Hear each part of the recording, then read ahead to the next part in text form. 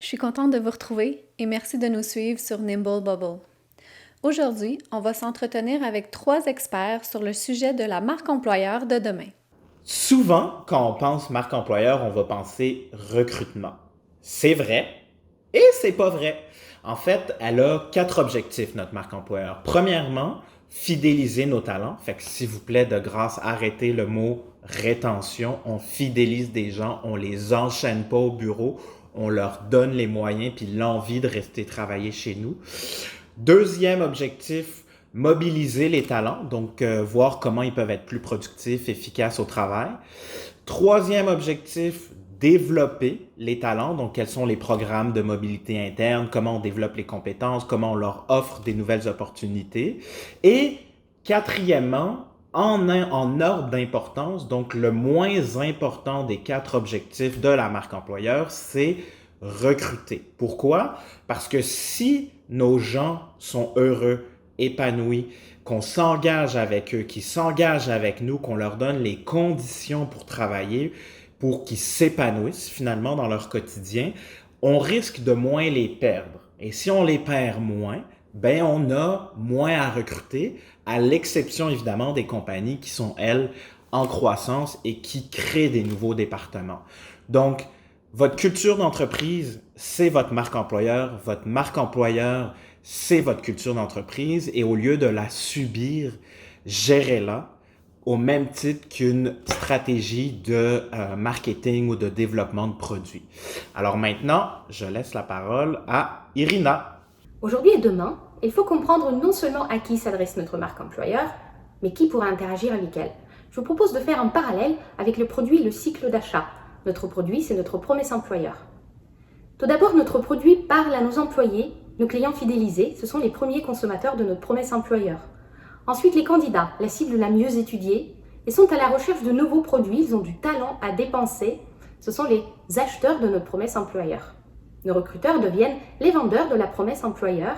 Ils ont le pitch de vente et les outils de promotion pour attirer et recruter les nouveaux candidats. Ensuite, notre équipe RH, nous souhaitons faire de notre entreprise un endroit unique pour faire notre carrière. C'est pour ça que les différents spécialistes des ressources humaines deviennent les gardiens de la promesse employeur et font office de service après-vente. Parlons du leadership maintenant. Notre entreprise est une belle compagnie pour travailler avec ou pour faire sa carrière. Nos dirigeants deviennent donc les créateurs, les chercheurs et les partisans de la promesse employeur. Les gestionnaires maintenant. Nos gestionnaires ont 2 facettes dans leur rôle en relation avec la marque employeur. Ils sont à la fois les vendeurs et les catalyseurs de la promesse employeur. Si nous dépassons les attentes de nos employés, ils dépasseront les attentes de nos clients. C'est connu. C'est pour ça que de plus en plus souvent, l'expérience employée fait partie d'audits stratégiques de l'entreprise et du pitch commercial. Nos actionnaires et nos clients deviennent donc les auditeurs de notre promesse employeur. Enfin, il ne faut pas oublier les compétiteurs. On veut faire de notre entreprise un exemple qui inspire les admirateurs envieux de notre promesse employeur. Je passe la parole pour la suite à Sébastien. Pour moi, la marque employeur de demain, c'est une façon de rassembler les employés autour d'une culture et d'une identité dont ils peuvent être fiers. Et ça va au-delà de toutes les activités qu'on peut organiser à l'interne. Les parties, les barbecues et tous les avantages sociaux imaginables qu'on peut offrir à nos employés. C'est dans le comment est-ce qu'on traite nos fournisseurs, comment est-ce qu'on traite nos compétiteurs sur le marché, par exemple. Est-ce qu'on est socialement responsable et est-ce qu'on s'investit auprès de la communauté? Et dans un exemple plus récent, la façon dont nos dirigeants peuvent faire de la gestion de crise pendant la pandémie, par exemple. Avec ça, naturellement, c'est important de rappeler et constamment communiquer les messages clés avec les employés. C'est quoi la vision? C'est quoi les valeurs? De donner une raison d'être aux employés. Donc moi, en tant qu'employé, pourquoi je suis fier de travailler pour la compagnie et pourquoi je veux rester ici encore longtemps? Mais c'est encore plus important de pouvoir agir proprement à les valeurs quand vient le temps de le démontrer. Et c'est vraiment à ce moment-là que les employés seront fiers, ils seront mobilisés et ils deviendront de réels ambassadeurs pour la compagnie. Et c'est ça qu'on veut au final. Donc maintenant, je cède la parole à Sophie. Merci. D'abord, merci à Vincent, Irina et Sébastien, auprès de qui j'apprends moi-même beaucoup sur la marque employeur.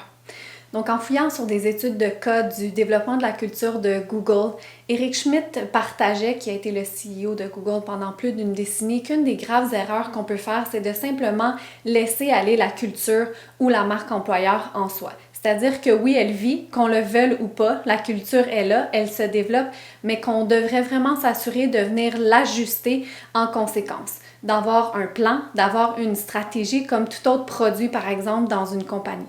Donc, pourquoi pas utiliser les circonstances présentes pour retourner auprès de nos employés et se poser les questions.